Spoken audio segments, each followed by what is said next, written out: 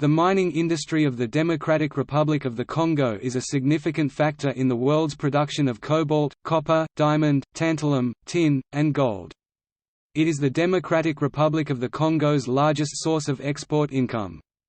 In 2009, the Democratic Republic of the Congo (DRC) had an estimated $24 trillion in untapped mineral deposits, including the world's largest reserves of coltan and significant quantities of the world's cobalt. The United States Geological Survey estimates that the DRC has 1 million ton of lithium resources. During the Second Congo War, mass-scale looting of mineral assets by all combatant forces Congolese, Rwandan, Ugandan, and foreign civilians took place. The small artisanal mining operations the fighters were robbing sometimes shut down afterwards, and larger foreign businesses reduced operations as well. Following the peace accord in 2003, the focus returned to mining. Rebel groups supplied international corporations through unregulated mining by soldiers, locals organized by military commanders, and by foreign nationals. The political framework was unstable. In 2009, the DRC signed a loan contract with the International Monetary Fund (IMF) for $12 billion of debt relief in 2010. The loan included trade conditions, such as liberalization of the diamond trade. At the end of 2012, the IMF suspended the last payments, because of a lack of transparency in the DRC's process for awarding mining contracts. The mining sector has since expanded, but commodity prices have declined, and this has hampered the DRC's progress. Much mining has been done in small artisanal mining operations, sometimes known as artisanal and small-scale mining (ASM). These small-scale mines are unregulated, with high levels of child labor and workplace injury. They can occur within protected areas, and around endangered or threatened species. As of 2008, many ASM operations existed for minerals such as coltan. ASM operations employ a significant portion of the DRC's population, estimates range up to one-fifth of the population, or 12.5 million people. Problems stemming from artisanal mining include disruption of families, mining-related illnesses, environmental damage, child labor, prostitution and rape.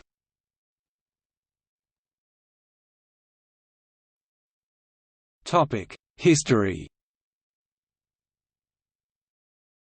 The history of mining in the Democratic Republic of the Congo begins with the birth of the DRC in 1998. From 1971 to 1997 it was named Zaire.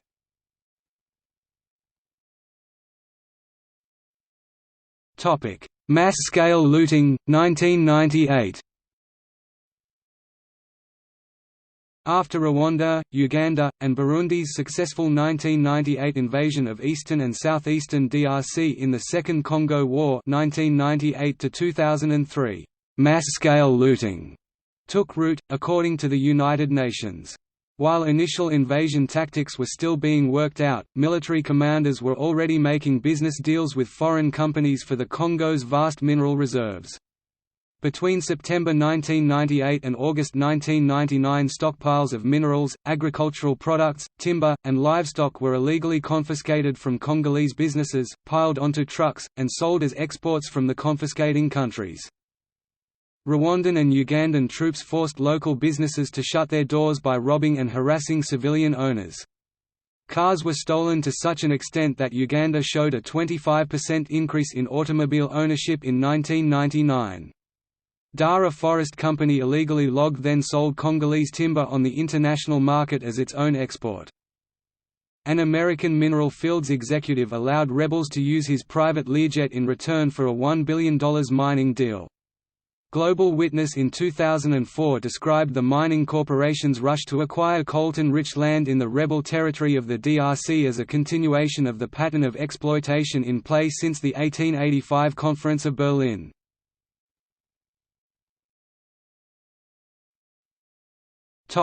Mining resumes, 2001–present. The mass looting died down as stocks of minerals were depleted, and soldiers were encouraged by their commanders to take part in small-scale looting, which started an active extraction phase. Natural resources that were not stolen were often purchased with counterfeit Congolese francs, which contributed to inflation. air transportation companies that once operated in the Congo disappeared and were replaced by companies affiliated with foreign armies.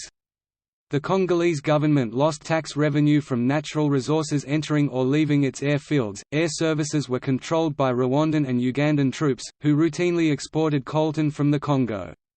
The increase in air transportation networks also increased exploitation because of the new transport routes. Coltan is the most profitable mineral export from the Congo, but it is particularly difficult to track because it is often listed as cassiterite, for which export taxes are lower. Coltan had been illegally extracted and sold via Burundi since 1995, 3 years before the invasion began. The International Monetary Fund (IMF) stated that Burundi has no gold, diamonds, columbotantalite, copper, cobalt or basic metals mining operations, but has nonetheless been exporting them since 1998. Likewise, Rwanda and Uganda had no known production sites for many of the minerals they exported at vastly increased rates after they invaded the DRC. Free zone areas make diamonds difficult to track because they can be repackaged and legally sold as diamonds from that country. The DRC exported few minerals after the invasion because its rural infrastructure was destroyed, mining and agricultural outputs waned, yet the air transportation network's new transport routes increased exploitation by the invaders. In 2000, Rwanda spent $70 million supporting about 25,000 troops and Uganda spent $110 million supporting twice as many troops. Rwanda and Uganda financed their war efforts through commercial deals, profit sharing with companies, and taxation, among other things. Rwandan soldiers stole coltan collected by villagers and sold it to diamond dealers. From the coltan trade alone, the Rwandan army may have collected $20 million per month, and coltan profits have been used to pay back loans from foreign creditors. Rebel groups MLC, RCD Goma, and RCD-ML each made their own deals with foreign businessmen for cash and/or military equipment. Battlefields most commonly centered on areas that held a lot of diamond and coltan potential, and foreign armies' occupation of the eastern region was maintained by illegal resource exploitation. For $1 million per month, rebel group RCD Goma gave a coltan monopoly to SOMIGL, which they in turn poured into efforts to gain control from RCD-ML of mineral-loaded land. To get fast cash to gain control of government land, the DRC gave a diamond monopoly to Dan Gertler's International Diamond Industries (IDI), which was supposed to pay the Congolese government $20 million for it. But it paid only $3 million, yet continued to extract diamonds from the region and sell them internationally. Upon request of the IMF and World Bank, the DRC liberalized diamond trade, after which IDI threatened to sue for breach of contract, a contract they themselves did not honor. Corporations and Western countries purchasing coltan from Rwanda, Uganda, or Burundi were aware of its origin. Aid from Western donors was funneled directly into Rwandan and Ugandan war efforts. The German government gave a loan to a German citizen to build his coltan export business in the DRC, for which he enlisted the help of RCD Goma soldiers. Mineral plunder in the DRC was easy once the central authority had collapsed because of the extremely weak financial system, as well as the international corporations and governments that imported illegal minerals disregarding illegal conflicts on the part of proper standards. The US documented that many minerals were purchased from the DRC even though the DRC had no record of exporting them. A lack of state stability combined with international corporations and foreign governments' interest in investing in Congolese minerals increased the pace at which the DRC was shaken from its fragile foundation. The UN identified the perpetrators of illegal resource exploitation in the DRC, but was unable to help prevent the economic exploitation of the country. As of 2008, more money has been invested into the extraction and refining of copper and cobalt, which may help regulate the extraction and reduce environmental impacts.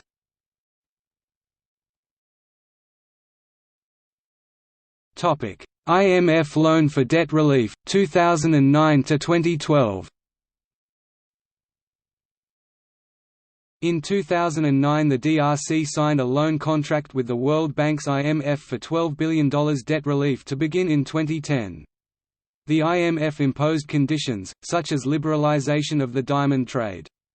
The same year, the IFC began working with the DRC on legal and regulatory improvements through an advisory service called Conflict-Affected States in Africa (CASA). It suspended most activities during a dispute between IFC and the DRC over the expropriation of a mining investment. In September 2010, the Forces Démocratiques de Libération du Rwanda (FDLR), a group of mostly Hutu rebels, were reported to exploit timber, gold, and coltan in North Kivu and South Kivu. In September 2010, the government banned mining in the east of the country, to crack down on illegal organizations and corruption. In 2011, the DRC was accused of selling off billions of dollars of mining assets at knockdown prices. In 2012, the DRC began reviewing its 2002 mining code. It received warnings from the World Bank, was heavily lobbied by mining companies and investors who want to be included in the revision discussions, and did not complete the project. In 2012, the DRC failed to provide sufficient details on the process whereby state mining company Gécamines ceded mining assets to a company based in the British Virgin Islands, and the IMF called off a $530 million loan. At the end of 2012, IMF suspended the last loan payments, because the DRC was not transparent in how they awarded mining contracts. In July 2013, the IFC Advisory Service CASA re-engaged and helped the DRC adopt and implement the Organization for the Harmonization of Business Law in Africa treaty. Despite Congolese military operations to take Kinshasa mines from the Mai Mai militia and the FDLR, the guerrillas still controlled some of the mines and created disturbances. In 2014, Kabila told mining companies in Katanga province to postpone plans that would require more power due to an energy crisis. In March 2016, 42 NGOs urged Kabila to update the 2002 mining code after a draft was submitted to Parliament in March, but Kabila decided to wait until metal markets recovered. Foreign involvement. In 2011, at least 25 international mining companies were active in the DR.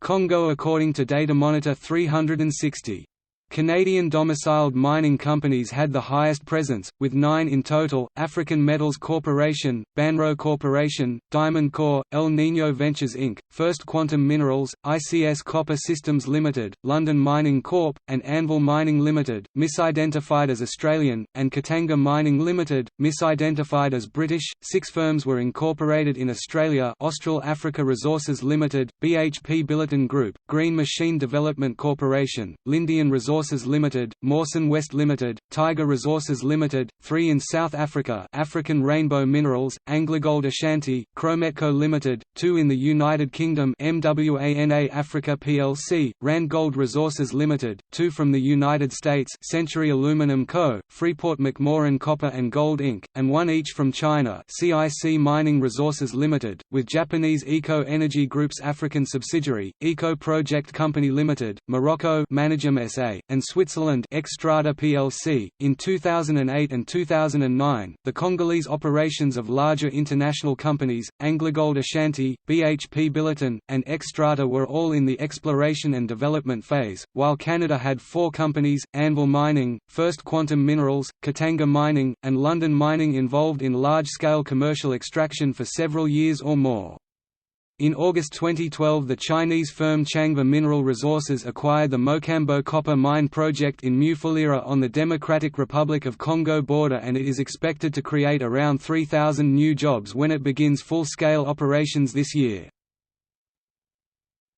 Canada. In 2004, the Congolese military killed between 70 and 100 civilians in the town of Kilwa, near Anvil Mining's Dikalushi mine, which resulted in legal proceedings against Anvil Mining in the DRC and Canada. Investigations by the Australian Federal Police and by the World Bank Group's Office of the Compliance Advisor, Ombudsman. In 2005, the World Bank Group's Multilateral Investment Guarantee Agency funded the first DRC project by Canada and Ireland as co-investors, on behalf of the Dikalushi mine held by Anvil Mining Limited in Katanga Province. According to the Congolese government, in 2009 Canadian companies held $4.5 billion in mining-related investments in the DR Congo. In 2009, First Quantum, active in the DRC since 1997, had reported its corporate social responsibility contributions amounted to 3% of the Congolese gross national income. It was the DRC's largest taxpayer that year, accounting for between 1/8 and 1/4 of collected revenue. Since 2009, First Quantum Minerals and Heritage Oil plc, have had their mining permits revoked by the DRC government. First Quantum closed all its Congolese operations in 2010, and in concert with other stakeholders initiated international arbitration proceedings against the Congolese government. The Congolese revocation was seen as a rebuke for the Government of Canada's alleged attempts to obstruct the negotiation of International Monetary Fund and World Bank debt relief to the DRC in 2010. In 2012, First Quantum's legal dispute with the DRC ended in an out-of-court settlement. At the end of the 2000s, the DRC ranked either first or second largest among African countries for Canadian mining. The Government of Canada reported 28 Canadian mining and exploration companies operating in the DR. Congo between 2001 and 2009, with 4 carrying out commercial-scale extraction. Collectively, these companies' assets in the DRC ranged between CDN $161 million in 2003 and $5.2 billion in 2008. Canada's Mining Ministry, Natural Resources Canada, estimated the 2009 value of Canadian-owned mining assets in the DR. Congo at CDN, $3.3 billion, 10 times more than in 2001, making the DRC the African country with second highest African level of Canadian investment after Madagascar, and Canadian investment in the Congo representing a sixth of total Canadian mining assets in Africa. In 2011, Natural Resources Canada valued Canadian mining assets in the DRC at CDN, $2.6 billion. The majority of Canadian-based mining companies currently or previously active in the DR Congo have been involved in either exploration and development or large-scale mining of the Congo's copper and cobalt resources. Based on World Bank estimates, 3 Canadian companies, First Quantum Minerals, London Mining in partnership with the U.S. firm Freeport-McMoRan Copper and Gold, and Katanga Mining, were predicted in 2010 to create more than 2/3 of total Congolese copper output from 2008 to 2013, and for more than 2/3 of total Congolese cobalt output from 2008 to 2014. These companies, and Canadian incorporated Anvil Mining, were involved in industrial copper and cobalt extraction during 2000 to 2010. As of early 2011, another 8 junior Canadian mining companies, including Ivanhoe Nickel and Platinum Limited and Rubicon Minerals Corporation, reported holdings of copper and cobalt concessions in Katanga Province. 9 Canadian junior mining companies, including Kinross Gold Corp., previously held copper and/or cobalt concessions, but have since abandoned them, or sold them to other Canadian or South African firms. In the diamond sector, Montreal-based Dan Gertler has been active since 1997. While 7 other Canadian junior companies reported owning properties in the DRC during 2001 to 2009, including Canaf Group Inc. through its 2008 acquisition of diamond mining company New Stone Mining, and BRC Diamond Corp. Montreal-based Shamika Resources has been exploring for tantalum, niobium, tin and tungsten in the eastern DRC, and Longcore Resources for gold, platinum, tantalum and other metals.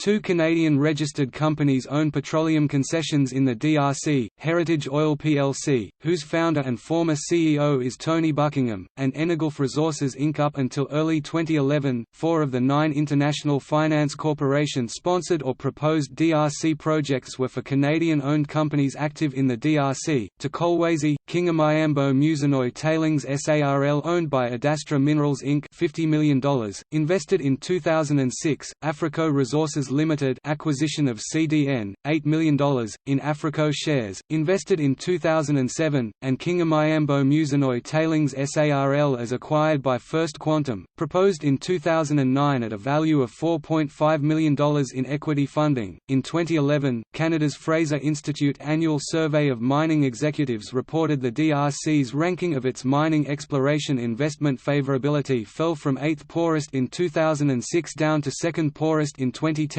Among 45 African, Asian and Latin American countries and 24 jurisdictions in Canada, Australia and the United States, and this was attributed to the uncertainty created by the nationalisation and revision of contracts by the Kabila government. In 2012, Banro Corporation began gold production at its Twangisa mine, after owning gold concessions in the South Kivu and Maniema provinces, the Twangisa-Namoya Gold Belt, since 1996. 6 other Canadian companies have previously owned Congolese gold properties, including Barrick Gold (1996 to 1998) and Moto Gold Mines (2005 to 2009).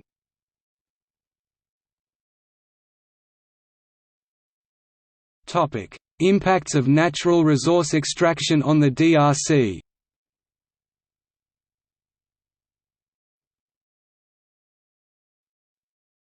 Topic: Environmental impacts. Resource extraction has many impacts on the cultural and environmental diversity of the DRC. It is difficult to quantify the environmental degradation of the country, which is unstable and difficult for researchers to enter. It is also always difficult to quantify loss of biodiversity as animals are mobile and the lack of roads and navigable rivers hamper transportation into wilderness areas for researchers. Mining can be an intensive process and has affected some wilderness areas, including national parks and wildlife reserves such as Kahuzi-Biega and the Okapi Wildlife Reserve, both of which are World Heritage Sites. Mining in these areas is typically artisanal, a small-scale mining method that takes place in river beds and can, cumulatively, be very environmentally damaging. Artisanal mining degrades riparian zones, creating erosion and heavy silting of the water. The tailings are often dumped into the rivers and can be contaminated with mercury and cyanide, degrading the health of the river systems and putting people and wildlife at risk. Miners and refugees are relocating to parks in search of minerals. A reported 10,000 people have moved into Kahuzi-Biega and 4,000 to the Okapi Wildlife Reserve. This increases the pressures on wildlife as timber is cut down and used for cooking fuel, and wildlife is killed for bushmeat. Also, as people enter into these areas, animals such as primates are collected for trade on the black market. Others are poached for their hides, or for their tusks, like elephants. The extent of logging has been difficult to quantify. Much of the logging that occurs is primarily for target hardwood species, rather than clear cutting, which can be assessed by satellite imaging. Observations have shown an increased number of logging trucks moving across borders. Logging destroys valuable animal habitat and increases access into forested areas, making it easier for poachers, miners to go there.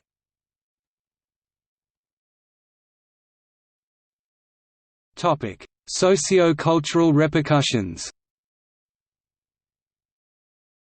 Many factors contribute to the Democratic Republic of the Congo's severe socio-economic hardships, and not all resource extraction operations have had an entirely negative impact on Congolese society at large. That said, the negative consequences of some forms of resource extraction, such as coltan mining, are devastating. For example, as worldwide demand for consumer electronics has increased, so has the demand for tantalum, or coltan DCA 2006, and reportedly, much of the finance sustaining the civil wars in Africa, especially in the Democratic Republic of the Congo, is directly connected to coltan profits. DCA 2006, pp. 1. A United Nations report has echoed this assessment. In the DRC, there are wars both between Congolese and conflicts with neighboring nations. Although these wars have components of intertribal conflict, in several cases the conflicts have been induced by external forces, such as changes in international support and foreign aid, and demand for resource extraction. As a result of tantalum mining and wars, societies in the eastern regions of the Congo are experiencing heightened physical and economic insecurity, health problems and human rights violations. In the Ituri region, a violent conflict is occurring between the Lendi and the Hema tribes.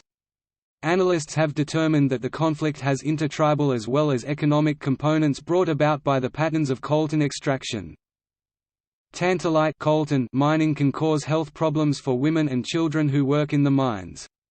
As more women turn to mining for income, they are performing dangerous tasks such as pounding the stone which contains tantalum. The fibers this releases get into the lungs and affect both women and babies they carry on their backs. More worrying, the majority of babies, often on the backs of their mothers during the horrendous task of pounding coltan, have started showing similar signs of disease and pain to those of their mothers. Child labor is common in the DRC, and the mining industry is no exception. Children in the region are also forced and coerced to become soldiers. The labor shift from farming to mining has been linked to food shortages and insecurity. Yet the DRC has some of the richest soils and favorable climatic conditions for food production on the African continent. Before Mobutu's reign, the DRC was one of the major exporters of food to the rest of Africa. The richly fertile soil, especially that in the eastern highlands which is volcanic in origin, could produce enough food to feed half of Africa, but the country is so poor that at present its people do not produce enough food to feed themselves. As reported by the BBC in 2017, according to Global Witness, more than 20% of the DRC's mining revenue is being lost, due to corruption and mismanagement. More than $750 million went missing since 2014.